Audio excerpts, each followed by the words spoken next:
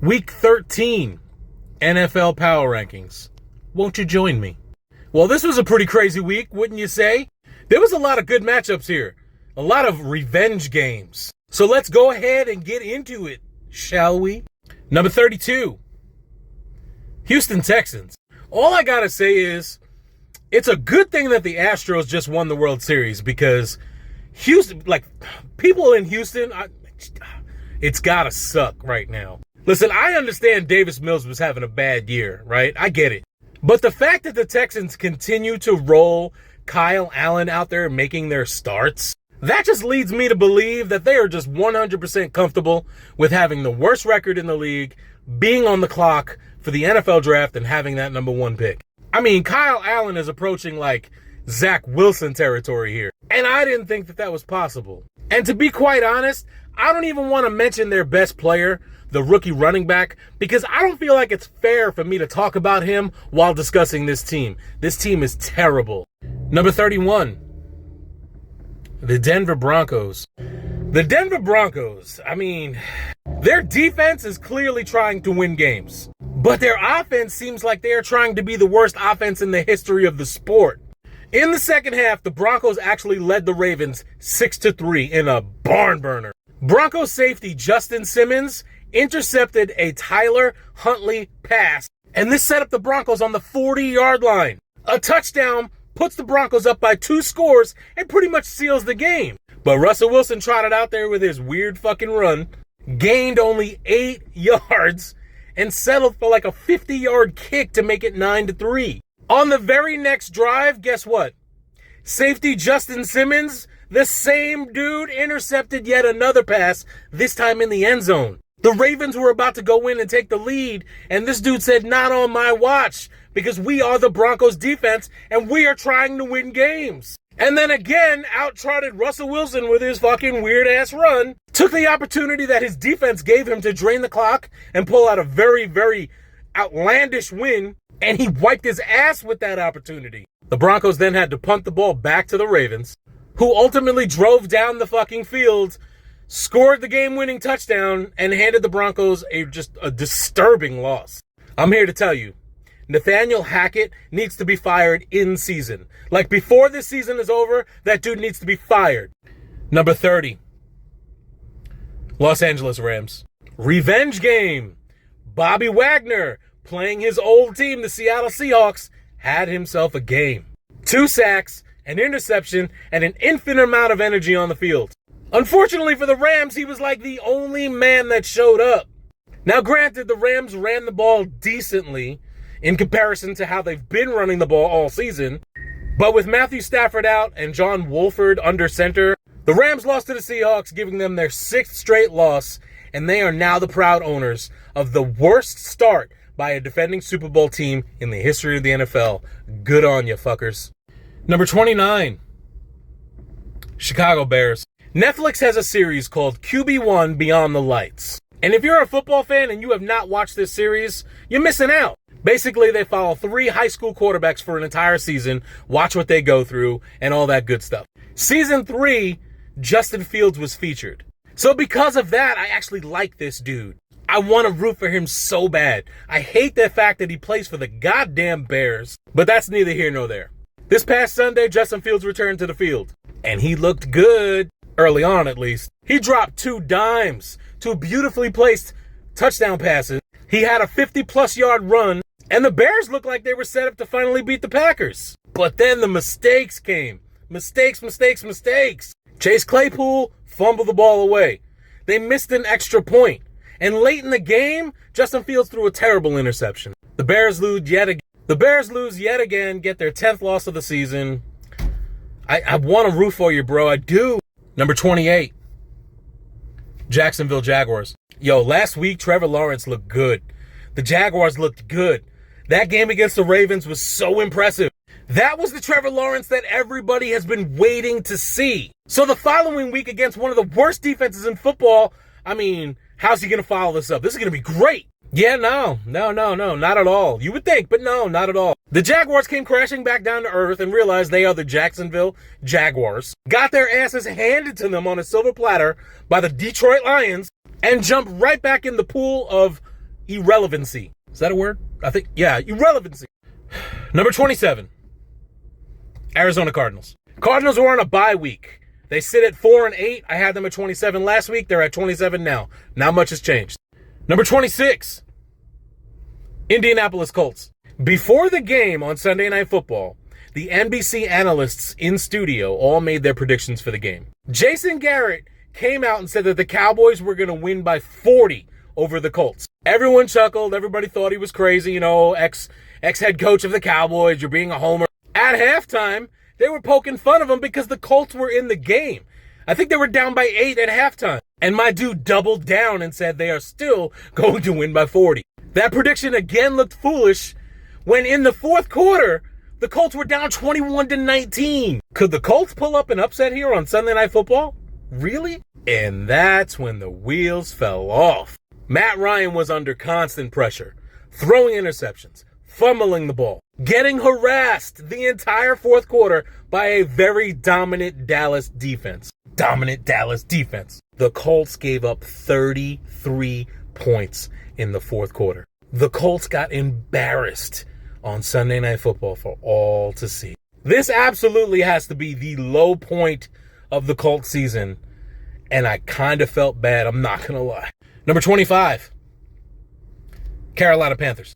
The Panthers were on a bye week. They continue to be 4-8. I had them at 23 last week. They moved to 25. Some news came out of Carolina, though. Baker Mayfield was informed that he shall not be starting, and he will not even be backing up Sam Darnold. So he cried like a little bitch and asked to be released. So they let him go. Now the dude is unemployed. I just gained so much respect for the Carolina Panthers. Number 24, Atlanta Falcons. The Atlanta Falcons are a running team. They have been all season long. They've been praised for their running attack. But in the first half against the Steelers on Sunday, there was no ground game to speak of. Instead, they used the arm of Marcus Mariota to try and win a game. Just hearing that makes my face go. Despite Mariota's struggles, Drake London actually had a solid game. And in the second half, I guess they realized, hey, our quarterback is shit. Let's get back to this run game. But it was too little too late as they lose to the damn Steelers. And I'm just going out on a limb here. Expect Mariota to be benched so that they can see what kind of talent they have in their rookie quarterback. I mean, that's what I would do. Number 23, Cleveland Browns. It had been 700 days on the dot since the last time Deshaun Watson played an NFL game. And you can tell because my boy came out rusty. And fortunately, he didn't take a lot of big hits, so he doesn't have the need to run to a massage parlor at the end of the game. He actually only attempted 22 passes, so I wouldn't exactly say he had a full release, if you know what I mean.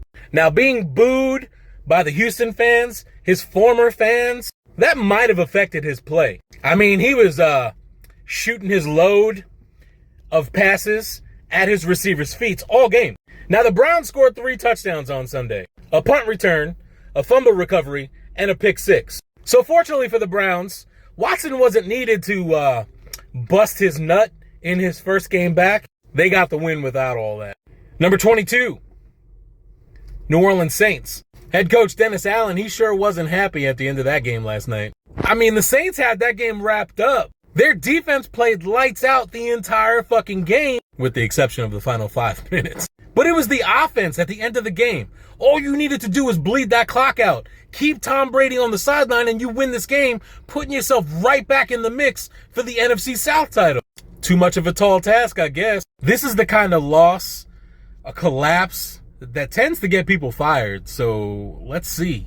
Number 21, Green Bay Packers. The Bears versus Packers is the oldest rivalry in the history of the NFL. Like, some people obsess over these games. Meanwhile, I'm over here fucking hating it. I cannot watch a Bears versus Packers game. I can't stand it. This past Sunday, the Bills were not playing, so I flip all over the place watching all sorts of games. I can tell you that this game was not on my television screen, not once. So through my research, I've learned that Christian Watson had himself a hell of a game. My dude went banana sandwich again, this time against the Bears. And the Packers had a 1-point lead at the 2-minute warning until Christian Watson busted off a 40-plus yard rushing touchdown, sealed the game for the Packers, keeps them alive, keeps them in the hunt for the playoff. Number 20, Los Angeles Chargers. Is it time yet? Is it that time? Can we finally stop talking about the fucking Chargers? This team is 6-6. This team was supposed to win the AFC West, finally challenge the Chiefs. This team is fucking trash. God, I'm so tired of them. I'm so tired of them. And I sound like a broken record. I'm sure you watching this are like, God, here he goes again. The fucking Chargers. Every week, I cannot stand them. Justin Herbert might just be that guy that ESPN just so badly wants you, me, my mother, your brother to just love. Like, it's so difficult to understand anybody when they're talking about the Chargers because Justin Herbert's dick is so far down their fucking throat. All right, maybe I'm going overboard. No, I'm not, because I seriously hate the Chargers. And I hate Justin Herbert. The Chargers need an offensive line. If Justin Herbert's going to be the man or half the man that ESPN wants him to be, they're going to need an offensive line. The Raiders are the second worst team in the NFL in regard to sacked totals. And on Sunday, they lived in the backfield. Chandler Jones is roughly 57 and a half years old. He was brought over to the Raiders as supposed to be him and Max Crosby. The dude's got half a sack this year. Half a sack. And on Sunday, he left half a sack on Justin Herbert's face. 3 sacks for Chandler Jones. This loss puts the Chargers at 6-6 outside of the playoff bubble. And I'm really, really hoping that it takes them out of ESPN's mouth because I'm so over it. Number 19, Las Vegas Raiders. All right, so the Raiders were up 14 points. Then they gave up a touchdown to cut it to 1 touchdown, to a 7-point lead. And I immediately thought, here come the Raiders. They're going to blow this lead. They're going to blow this game. Because that's what they do. And I think that the only reason why that did not happen is because the Chargers are just so terrible. It was literally a matchup between the Chargers and the Raiders of who can blow a lead, who can suck more, who's more overrated. Davante Adams, 3 minutes into the second quarter, had 0 targets. Maybe that's why they were losing 10-0. Once Adams became part of the equation, part of the offense, they started to score. Weird. The Raiders get a nice win over the Chargers, but it might just be too little too late. I seriously have a friend who's a Raiders fan who is swearing that they're going to win out and make the playoffs. Yeah, he really thinks that. Number 18, Pittsburgh Steelers. So the Pittsburgh Steelers won back-to-back games for the first time all season. Furthermore, they moved to 4-1 when TJ Watt plays, and 1-6 when he doesn't. There was a lot of talk earlier in the season whether or not Mike Tomlin would finish under 500 for the first time in his career. About a month ago, it was all but guaranteed. But today, those Steelers sit at 5-7, and I'm not so sure about that. Defensively, the Steelers are playing lights out, but it's their offense that's been a very pleasant surprise. Rookie QB Kenny Pickett, he's not making mistakes, and they currently have a very nice, a very lovely mix of pass and run. Are the Steelers going to make a Super Bowl run this year? Absolutely not. But are they playing decent football with a young rookie QB at the helm? Yeah, they sure the fuck are. Number 17, New England Patriots. All season long, the Patriots conduct their offense in the manner that they can control the ball, run the clock, possess the ball longer than their opponent, and play solid defense. Sounds like a good plan. So much so that the Buffalo Bills said, we're going to adopt that plan for this game. And they beat the Patriots at their own game. I'm sure by now you guys have all seen that viral video of Mac Jones screaming at Matt Patricia, pass the fucking ball, our run game sucks. I'm not sure that Mac Jones realizes that the quarterback for the New England Patriots, who he wants to throw the ball, is Mac Jones. Because Mac Jones sucks. It's very obvious, even before this video, that Mac Jones and Patricia are not on the same page. And I'm curious to see, in the last 5 weeks of the season, if Bill Belichick takes Mac Jones, places his silly ass on the bench, and brings back Bailey Zappi. I mean, honestly, that's what I would do if I was him. I'm not Bill Belichick. Nobody is. He's the greatest head coach ever. But for the first time that I've been watching football and knowing who Bill Belichick is, this is the first time I'm actually questioning him. Because Zappy should be his quarterback. Mac Jones is doo-doo. Number 16, Tampa Bay Buccaneers. Dude, Tom Brady is old. And he should not be leading these kind of comebacks. 5 minutes left to go in a Monday Night Football game against the Saints. And they are down 13 points. And this motherfucker... This game is a clear indication that the Bucs are going to win the NFC South. It's a shitty division, but they are the best of the shit. The Bucs are currently 6-6. And if I'm being honest, it wouldn't surprise me if the Bucs run the table and do something seriously special in the playoffs because it's Tom fucking Brady. Number 15, Baltimore Ravens. That's 3 weeks in a row now. 3 weeks ago, CBS analysts had the Ravens finishing 1 or 2. And for 3 weeks in a row, the Ravens have looked like shit. Yes, Lamar Jackson got hurt in this game against the Broncos. Absolutely. But they looked like shit before he got hurt. And it was against the Broncos. The Ravens squeaked out a win 10-9 over the Broncos. Thanks to a Tyler Huntley rushing touchdown late in the game. And thanks to a Ravens solid defensive effort. Now, I say solid, not great. Ordinarily, you give up 9 points and you're going to say that's a great defensive effort. But you have to consider that they did that against the Broncos. Listen, last season, the Ravens went 1-4 when Lamar was hurt. There has yet to be a timetable set for how long he's going to be out. They say days to weeks, whatever that means. But the Ravens are going to have a tough little time coming up if Lamar doesn't hurry back. Number 14, Seattle Seahawks.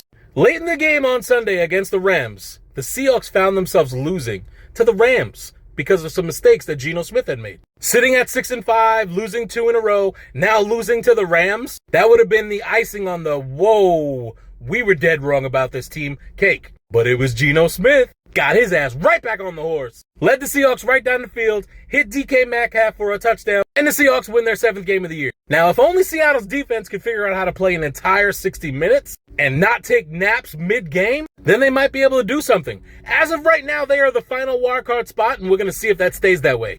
Number 13, Tennessee Titans. You know that feeling you get when you see an ex-girlfriend and she looks so fucking happy? The Titans traveled to Philadelphia this weekend, and they got to see that ex-girlfriend, A.J. Brown, looking all sorts of happy with his new team, boyfriend, spouse, whatever you want to call it. God, he looked happy. Not only was he happy, but he went out there and scored 2 touchdowns to rub it in your fucking face. And then to add insult to injury, the person that you replaced him with, your new girlfriend, Treylon Burks, got injured in this game. Derrick Henry had a shit game. Ryan Tannehill had a shit game. And the Titans were absolutely destroyed by the Eagles. Ultimately, the Titans are going to end up in the playoffs because they play in the AFC South. But if Sunday was any indication of how they're going to play against a good team, it's going to be a short, quick exit out of the postseason yet again for the Titans. And I'm okay with that. I just got to add about the Titans. I just got a notification that the GM was fired. This is the most hilarious thing ever. The Eagles came in and smacked them around so bad. More specifically, A.J. Brown came in and smacked them around so bad that they fired the GM saying, how the fuck did you have this happen? This might be the funniest thing I've ever heard in regard to NFL news. Number 12, Detroit Lions. Now, I don't know this, and I could probably just fucking Google it, but I'd love to know when the last time the Lions played a game in which they did not punt the ball. Now, the obvious answer is this past Sunday against the Jaguars, but I'm talking about before that. If you watched any of this game, the Lions were playing with the Jaguars like a fucking kitten with a ball of string. Jared Goff played lights out. Amon-Ra St. Brown played amazing. Jamal Williams got himself yet another touchdown. I gotta be honest, one of my favorite TikTok pages that I follow is the Detroit Lions because Dan Campbell, his post-game speeches are fucking inspirational. This is a fun team to watch. They've been so shitty for so long that it's amazing to watch them actually do well. Granted, they're 5-7 and they are not in a playoff spot, but they're playing well. And not for nothing, but they barely lost to the Bills on Thanksgiving. Had they won that game, they'd be 6-6 right now. Number 11, Washington Commanders. I really hate that I've actually conceded to the name. Over the last 7 weeks, Washington has had the best record in football at 6-1. Impressive things happen once you do away with Carson Wentz. I've been trying to tell you. On Sunday against the Giants, Washington found themselves in the middle of a dogfight. Taylor Heinicke was under constant pressure. He was sacked 5 fucking times. And that includes a strip sack. And yet, it was Taylor Heinicke who orchestrated a game-tying drive late in this game. 2 minutes left. No worries. Taylor Heinicke is here. Scored a touchdown, sent the game to overtime. Now, the game eventually ended in a tie, and no one likes that shit. But Washington really should have lost this game. So they need to look at this as a win, figuratively. But in regards to the playoff picture, this tie is going to be really interesting and make things very difficult. Break out your calculators because it's going to be fun. Number 10, New Jersey Giants. No one likes a tie. No one. And you could see that on Brian Dable's face as he was walking to the center of the field to meet and congratulate Ron Rivera. I don't know if he wanted to congratulate him. That's probably the wrong word. Whatever the fuck they said. Hey, man, cool. See you in 2 weeks. The Giants need to look at this game in a positive light. Again, no one likes a tie. But their offense looked good, and it's been a few weeks since it's had. Daniel Jones was efficient. They ran the ball well. Where they failed was converting on third downs. And after giving up a late touchdown to Washington and the game went to overtime, the Giants failed to move the ball even into field goal range, let alone a touchdown. But as it would have it, a few ticks left on the clock, Graham Gano lined up for a long-ass field goal. 58-yard attempt. That shit was dead center. I thought for sure that was good. And that hole fell short, and we had ourselves a tie ball game. Well, shit. Number 9, Miami Dolphins. All right, Dolphins-Niners. Everyone was anticipating this matchup. One of the most high-powered offenses in football, one of the best defenses in football, going head-to-head. And on the first play from scrimmage, Tua hit Trent Sherfield over the middle. He took the shit to the house, 75-yard touchdown, and everybody was like, here we fucking go. It looked like the Dolphins were just going to continue to roll, even against a Niners defense. Unfortunately, or fortunately, depends on your perspective, that was not the case. The Dolphins ended this game with a time of possession of under 20 minutes. The Dolphins did not convert a single third down. Tua was wildly inaccurate, looking nothing like he has all season long. I think everyone knows that I am not a fan of Tua. I did not think that he was good. I'm man enough to admit that I was wrong. Dude has been balling out, making me look like a damn idiot. And I've been eating my words all season long. But how Tua looked against the Niners on Sunday is how I've always looked at him. Is this the true Tua, or was this just a bump in the road because it was the Niners defense? This loss to the Niners brought the Dolphins back down to earth and moved them out of first place in the AFC East. Temporarily, permanently, who knows? Time will tell. Number 8, New Jersey Jets. Credit is due to the Jets defense, more specifically the Jets secondary, for holding down arguably one of the best wide receivers in football in Justin Jefferson. Jefferson had 45 yards. That's it. Magic Mike White almost pulled off a monster win. Could you imagine had the Jets beat the Vikings in this game? Unfortunately, or fortunately, depending on your perspective, the Jets fell just short. Speaking of falling short, the Jets probably win this game if wide receiver Braxton Berrios knows how to hold on to the ball. My dude was in the end zone with the ball in his chest, in his stomach, arms wrapped around it, and he just dropped the hoe. Mike White definitely did not look like he did last week against the Bears. But he still looked like Joe Montana in comparison to Zach Wilson. Last season, Mike White came in, played outstanding in his first game, and then had 2 terrible games. I'm very curious to see how this man plays against the Buffalo Bills this upcoming week. As a Bills fan, I'm not looking forward to this game. Do I think the Bills win? Yeah, I do. But that's just me. That's me being a fan. Am I saying that it's a lock and I'm confident? Hell no. This Jets team is legit. And if you know me and my history of Jets fans and how much I hate the Jets, it hurts and says a lot for me to admit that. This team is good. Number 7, Kansas City Chiefs. I think we found Patrick Mahomes' kryptonite, and its name is Joe Burrow. Now, I'm going to be honest with you, all over TikTok, I absolutely love watching Kansas City Chiefs fans, like, blowing their fucking lid. Dude, you lost to the Bengals. You're not going to go undefeated. Shit happens. Teams lose. Calm down. Oh, but they're not losing to Joe Burrow. When was the last time you saw Joe Burrow play defense? Dude, just shut up. Just shut up. You sound like an idiot. You know exactly what they mean. Joe Burrow beat the Chiefs. Like, I've never ever encountered a fan base more like, I don't even know how to put it into words. Like, Chiefs fans are fucking children. They probably still believe that WWE is real. They probably wake up on Saturday mornings with a bowl of Fruity Pebbles and sit down and watch Bugs Bunny. You lost. You lost. You missed the field goal. Travis Kelce fumbled the ball away. Patrick Mahomes got sacked at a very bad time. You lost. It's okay. It happens. Number 6. Cincinnati Bengals. For the third time in the calendar year of 2022, the Bengals beat the Chiefs. Yo, the beginning of this game was fun. The Bengals came out on their first 2 possessions and scored touchdown. It was beautiful. No Joe Mixon? Yeah, ain't no problem. Here's some Margie Perrine for you. Like a beast. Dude, his gritty runs just balling over people was like inspiring. It had me thinking I could get on the field and truck somebody with my fucking shoulder. His play in this game was probably the difference in the game. The Bengals are getting hot at what is like the perfect fucking time of the season. This statement win moves them to 8-4, keeps pace with the Baltimore Ravens at the top of the AFC North, and have put themselves right back in the conversation as a serious threat to the Chiefs and Bills of the AFC. Number 5, Minnesota Vikings. The Vikings did everything in their power to make this game closer than it really had to be. It didn't seem like they wanted to win this game. They let the Jets hang around.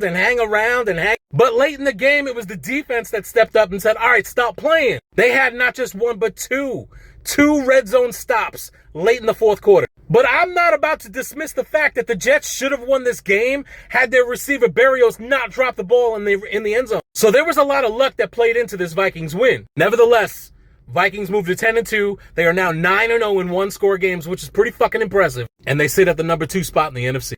Number 4, San Francisco 49ers. Oh, boy. So the Niners welcome the Dolphins into town. You want a test? You want to see how good you really are? You've been playing really good lately. Let's bring in the high-powered offense of the Dolphins just to see. Oh, shit. Nick Bosa said, bring it on. Dude, that defense is sick. Now, we all know Jimmy G left early in that game. We didn't know what was going on. We found out after the game he had a broken foot and will be out for the rest of the year. Mr. Irrelevant, Brock Purdy, whom I liked at Iowa State last year, came into the game and actually looked okay. He did what no other Mr. Irrelevant quarterback ever has done ever in the history of the NFL. He threw a touchdown pass. The Niners controlled the clock, made the Dolphins offense so uncomfortable all game long, and the Niners just keep on rolling. Keep on climbing the ladder in everyone's power ranking list because they are a legit Super Bowl contender. Hell of a win for a hell of a team. Number 3, Buffalo Bills. Damn, this team is so overrated. Josh Allen is the most overhyped player in the NFL. They are finished. All pro players like Micah Hyde, Tre'Davious White, they've missed the entire season. Matt Milano, Tremaine Edmonds, both missed significant time. Jordan Poyer plays every other week because he's always hurt. Von Miller is out. Greg Rousseau is out. Their secondary consists of practice squad players and Xavier Rhodes. Remember him? And with all that being said, they're only 9-3. And on top of that, those 3 losses were by a combined 8 points. What a fucking joke this team is. In addition, if you take away Josh Allen, this team is trash. They rely on him way too much. They have no run game to speak of, and that's why this team is going to lose. What's that? Oh, they've been running the ball more effectively? Well, that's because they have to, because Josh Allen is trash. What kind of team doesn't make their quarterback the center of their offense? He should be doing everything like every other quarterback in this league. This team is overhyped. They're going nowhere. Listen, in all seriousness, I have 2 words for you in regards to the Buffalo Bills moving forward from here on out. James Cook. Remember where you heard it. Number 2, Dallas Cowboys. I couldn't help but giggle my ass off while watching Sunday Night Football between the Cowboys and Colts. At one point in the fourth quarter, it became a comedy. It looked like the Cowboys defense had 15 players on the fucking field against the 11 offensive players for the Colts. Sacks, interceptions, smothering the shit out of Jonathan Taylor every time he touched the ball. It was absolutely insane. I haven't seen anything like that ever. Listening to the local radio here, they were comparing that fourth quarter to the Super Bowl when they beat the Bills with all the turnovers and how it turned into a funny, hilarious joke of a game. Now, I didn't like that comparison for obvious reasons, but they were fucking right. The Cowboys scored 33 points in the fourth quarter, which is the second most points ever in the history of NFL scored in the fourth quarter. The record is 34, and you know what the fucking crazy thing about it is? Had the Cowboys not had that extra point blocked, they would have tied it at 34. It was so bad late in this game that the fans in the stadium were making the play calls. They were chanting Zeke, Zeke, Zeke, because they wanted Zeke to get the ball. They wanted Zeke to get in the end zone. And they asked, and they received. Ultimately, Zeke got the ball, got in the end zone, jumped in the Salvation Army kettle again, and the Cowboys just ran away with this game looking amazing for the entire fucking nation to see. It's absolutely insane. The problem that I have with the Cowboys right now is their fans. Look what the Cowboys did to the Colts, and the Colts barely lost to the Eagles. We're so much better than the Eagles. Oh, yeah? Paging Mr. Aaron Rodgers and the Green Bay Packers, please come talk to these Cowboy fans.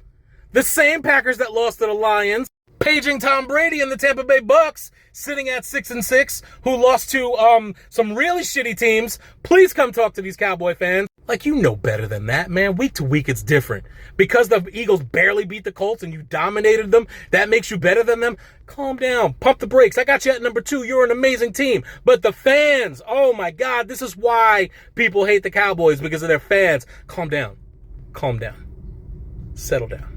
Number 1. Philadelphia Eagles. Holy fuck!